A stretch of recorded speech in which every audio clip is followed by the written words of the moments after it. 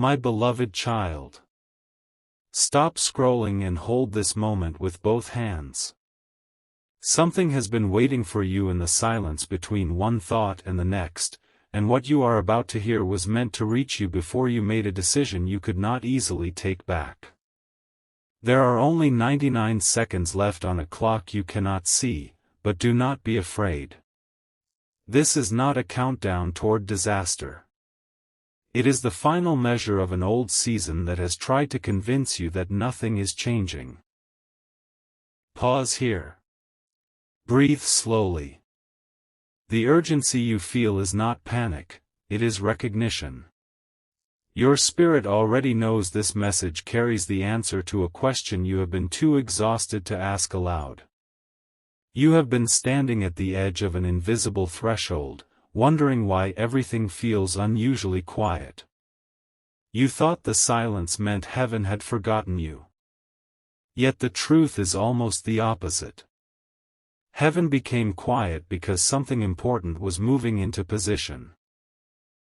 I am Michael, the one sent to stand beside you when courage feels distant. I am calling because a thought entered your heart recently, and you nearly accepted it as truth. It sounded like your own voice, but it was formed from disappointment.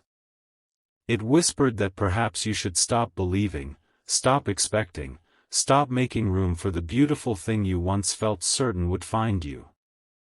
That thought is the emergency. Not because you are weak.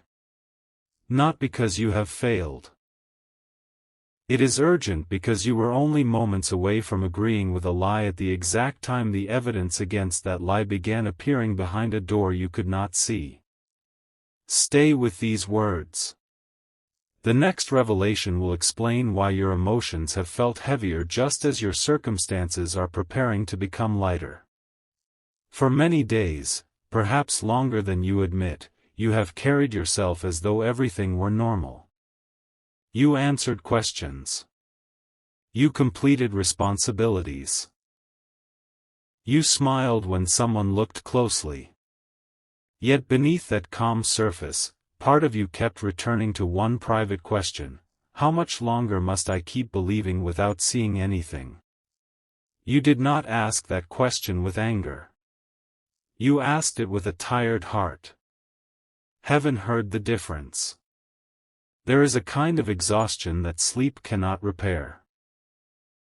It comes from giving love without knowing whether it mattered, from remaining kind while others misunderstand you, and from waiting for clarity while every visible sign appears to move in the opposite direction. That is the exhaustion you have been carrying. You assumed no one noticed because no one asked the right question. But every moment was witnessed. The night you stared into the darkness and tried to convince yourself that you no longer cared was witnessed. The morning you got up and continued despite feeling emotionally empty was witnessed. The moment you chose not to send the angry message, not to prove yourself, and not to become cruel simply because cruelty had reached you was witnessed.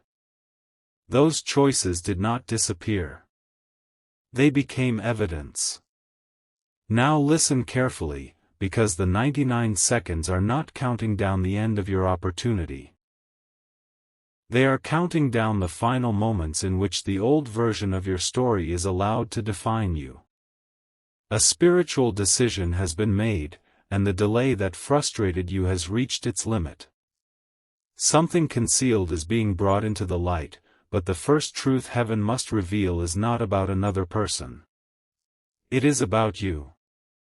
You have mistaken your sensitivity for weakness. You have questioned the heart that kept caring. You have wondered whether your patience made you foolish. Yet what you called weakness was the very strength that prevented a painful season from changing your nature. You passed through confusion without becoming confusion. You walked through rejection without allowing rejection to become your identity. That is rarer than you know.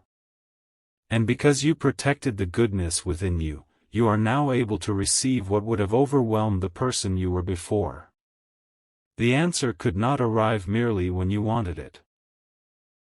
It had to arrive when you could hold it without losing yourself inside it. This is where the mystery begins. Within the last quiet stretch of time, while you were occupied with ordinary things, a conversation unfolded concerning you. Your name was not spoken carelessly. It entered the room with weight. The person who heard it stopped what they were doing. For a moment, everything they had been avoiding rose before them at once. They remembered a look in your eyes that they had tried to forget. They remembered words you said without realizing how deeply those words entered their heart. They remembered the patience you offered when you could have walked away. And then someone asked them a question they were not prepared to answer. Why are you still pretending this does not matter? The room changed after that question. The person could have laughed. They could have redirected the conversation or hidden behind the same explanations they had used before. Instead, their silence revealed more than an answer would have. Someone watching them understood immediately that your place in their heart had never disappeared. Do not rush ahead. This revelation is larger than romance, larger than apology, and larger than the outcome you have imagined. That is why the call is urgent. 91 seconds remain in the symbolic hour, and every second represents a layer of doubt falling away. You do not have to chase anyone. You do not have to interrupt your peace. You do not need to force a conversation or prove that your intuition was right. Your assignment in this moment is simpler and more difficult. Do not abandon yourself before the truth arrives. You have done that before. You have placed your needs last to keep the peace. You have made your voice smaller so another person would not feel uncomfortable. You have accepted fragments because you feared asking for wholeness would leave you with nothing. Each time, you told yourself you were being patient, but deep within, you knew patience was becoming self-erasure. That pattern cannot enter the next chapter with you. The message approaching you will require discernment. It may contain words you once prayed to hear. It may stir memories you thought you had buried. It may sound sincere, and perhaps it will be. But heaven does not want you to receive beautiful words while forgetting the value of your own heart. This is the first protection hidden inside the emergency. You are not being prepared merely to hear the truth. You are being prepared to respond from strength. There is something the person connected to this situation has not told you. They have carried it behind their composure, returning to it when no one was watching. They once believed time would erase what they felt. They filled their days, entertained other opinions, and tried to convince themselves that distance was an answer. But distance did not answer them. It amplified you. Every place where they expected relief became another place where your memory appeared. Not as an obsession and not as punishment, but as unfinished honesty. They began noticing the contrast between the peace they felt around you and the noise they experienced after turning away. At first, they resisted the comparison. Then something unexpected happened. A person they trusted repeated words almost identical to something you once said. The moment those words were spoken, your face entered their mind with such clarity that they could no longer pretend the connection was meaningless. They did not reveal this reaction, but the person sitting across from them noticed the sudden stillness. "Who are you thinking about?" they asked. Again, silence became the confession. You may wonder why you were not told sooner. You may question why anyone who truly cared would allow uncertainty to grow. Those are fair questions. Heaven is not asking you to excuse what hurt you. Compassion does not require you to deny reality. Forgiveness does not demand that you reopen every door. The coming revelation is not permission for someone to return without accountability. It is an invitation for truth to finally stand where confusion has been living. Stay close, because this is the part you could not see. The delay was not only caused by fear. There was another voice influencing the situation. Not an enemy with supernatural power, but a person whose insecurity disguised itself as concern. They offered advice that sounded protective while quietly encouraging distance. They said the timing was wrong. They suggested your heart could not be trusted. They planted questions where honesty should have grown. For a while, their words succeeded because the person connected to you was already uncertain. It is easy to influence someone who is afraid of what their own heart is asking them to do. Yet manipulation has one weakness: eventually, its contradictions begin to show. That moment has arrived. A detail was exposed in the recent conversation. Something the advisor had claimed did not match what another person knew to be true. A date, a statement, and a remembered exchange no longer aligned. No dramatic confrontation followed. Instead, a quiet realization entered the room, and that realization carried your name. The person who had doubted you began reviewing the past differently. They remembered the times you were blamed for distance you did not create. They recalled moments when your silence had been interpreted as indifference, even though you were protecting yourself from mixed signals. They saw that you had been judged by a story written without your voice. And then they asked the most important question of all. What if I was wrong about them? That question opened a door no one could close. 83 seconds. Do not look away now. The countdown is not asking you to hurry toward another person. It is asking you to release the belief that being misunderstood makes you unworthy. You have spent too much emotional energy trying to correct conclusions formed by people who never asked for the full story. Your life is not a courtroom. Your heart is not required to present evidence to everyone who doubts it. The right people will not demand that you perform your sincerity. They will recognize the consistency between your words and your actions. They will notice that even when you were disappointed, you did not become dishonest. They will see what others overlooked. Someone is beginning to see it now. But the extraordinary part is that their awakening did not begin with a dramatic sign. It began with a small object connected to you. Something ordinary that carried an extraordinary memory, a saved message, a photograph, a gift, a song, a place, or a sentence written long ago. They encountered it unexpectedly. The moment it appeared, the room around them seemed to fade. They remembered who they were when your presence still felt near. More importantly, they remembered who they had become after allowing fear to choose for them. That comparison unsettled them. They had told themselves they were protecting their future, yet the future they created felt strangely empty. They had listened to practical voices, followed safe expectations, and kept their true feelings under control. From the outside, nothing seemed wrong. Inside, however, a question would not leave. What if the person I was trying to forget was the person who understood me most? That question followed them into the hidden conversation. This is why heaven interrupted you now. You were not only feeling your own weariness. You were sensing the movement of an unresolved truth. Your sudden restlessness, the memory that returned without invitation, the unusual pull to reflect on what happened, within this fictional revelation, these were echoes of a story changing direction beyond your sight.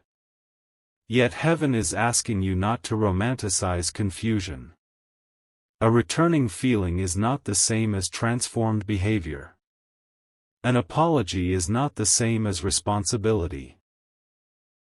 Recognition is only the beginning. You are being called to watch what follows the words. For too long, you accepted intention as a substitute for action. You believed promises because you could see the goodness someone might become. You loved potential so faithfully that you sometimes overlooked the reality standing before you. That compassion was beautiful, but it left your heart carrying responsibilities that were never yours. You cannot heal another person by disappearing inside their wounds. You cannot love someone into honesty while they continue hiding. And you cannot build a peaceful future with a person who only approaches when loneliness becomes louder than fear. The answer coming toward you must carry evidence of growth. That is the second protection hidden inside this call. The emergency is not that you might lose them. It is that, in your relief at being remembered, you might lose yourself again. Michael stands at the boundary of this next chapter with a sword made not for fear, but for clarity. Every false promise must remain outside. Every pattern that made you question your worth must remain outside. Every voice that taught you to confuse anxiety with love must remain outside. Only truth may cross. Only respect may enter. Only what is willing to meet your whole heart may remain. You are not difficult to love because you require consistency. You are not demanding because you need honesty. You are not cold because you learn to pause before trusting words. Those are not flaws. They are the wisdom your past paid to teach you. 74 seconds remain, and now the hidden situation turns. After the question was asked, what if I was wrong about them? Someone in that room gave an answer that shocked the person connected to you. It was not reassurance. It was not criticism. It was a truth spoken with painful simplicity. You were wrong, they said. But being wrong is not the end. Refusing to make it right would be. For the first time, the person stopped defending their choices. They looked down. Their breathing changed. And then they admitted something no one expected. They said there had been many nights when they almost contacted you. They had written words and erased them. They had imagined your response, feared your silence, and convinced themselves that waiting one more day would make the conversation easier. One day became many. The longer they waited, the more ashamed they felt. The more ashamed they felt, the more impossible honesty seemed. This is how people sometimes become trapped in a distance they created themselves. They assume the door is locked because they are afraid to knock. They call the silence final because they do not have the courage to test it. But during that conversation, someone challenged the assumption. Did they tell you the door was closed? The answer was no. Then why are you making decisions for them? No answer came. What followed was a silence so deep that even the people in the room sensed something had shifted. The person associated with your story realized they had been speaking about your heart as if they understood it, while never giving you a chance to speak for yourself. They had called their fear intuition. They had called avoidance maturity. They had called distance protection. Now those labels were falling apart. Do not misunderstand this revelation. You are not being asked to wait by the window. Your life must continue. Your joy must not depend on a message arriving. The most powerful thing you can do is remain rooted in the life you are building, because the version of you who knows their value will recognize whether the approaching truth deserves a place. This call is returning authority to you. For months, perhaps years, you believed the final choice belonged to someone else. You thought they would decide whether the connection continued, whether the truth was spoken, or whether the future opened. But that is no longer accurate. Their awakening does not automatically become your obligation. They may bring the truth. You will decide what the truth is allowed to change. Feel the difference. You are not standing powerless at the edge of someone else's decision. You are standing in the center of your own life. You can listen without surrendering discernment. You can forgive without abandoning boundaries. You can love while still requiring love to meet you with equal courage. This is the strength heaven has been building in you during the silence. You thought nothing was happening because no one applauded your growth. But every quiet boundary changed you. Every time you chose rest instead of chasing, you became stronger. Every time you resisted the urge to beg for clarity, you reclaimed another piece of yourself. That reclaimed self is about to be tested. Not to punish you. To show you that you are no longer who you were. 65 seconds. There is another reason Michael is calling, and this is the revelation that makes the entire story turn. The person who challenged the one connected to you did not know everything. They only knew a fragment. Somewhere else, another individual had been holding the missing piece. This person had witnessed something months before. They had heard a statement about you that was never meant to reach your ears. At the time, before you make another decision, call me. That message is connected to the urgency you feel now. The conversation that follows will reveal who changed the story, why a crucial detail was kept from you, and how close the truth came to being buried beneath assumptions. But there is something even more personal hidden within it. The witness knows what you did when no one was watching. They know you protected someone's dignity even when doing so made you look guilty. They know you remained silent about a private detail because exposing it would have embarrassed a person you once cared about. They know your silence was not emptiness. It was loyalty. The very thing used as evidence against you was actually evidence of your character. Let that settle in your heart. You were not foolish for refusing to retaliate. You were not weak because you did not reveal every truth in your defense. You chose dignity, even when dignity cost you recognition. Heaven saw that choice, and now the truth has found another voice. You will not have to expose anyone. You will not have to build a case. What was hidden is beginning to speak for itself. This is the third protection inside the emergency, vindication without vengeance. There is a reason you could not force this moment earlier. If you had fought for the truth while emotions were high, people would have heard only conflict. Now circumstances have softened the room. Questions are being asked. Contradictions are visible. Those who once accepted the easiest explanation are finally prepared to listen. Timing has become your ally. The delay did not erase you. It prepared the audience for the truth. 57 seconds. Perhaps you are asking, if this is real, why do I still feel uncertain? Because the heart often senses MOV.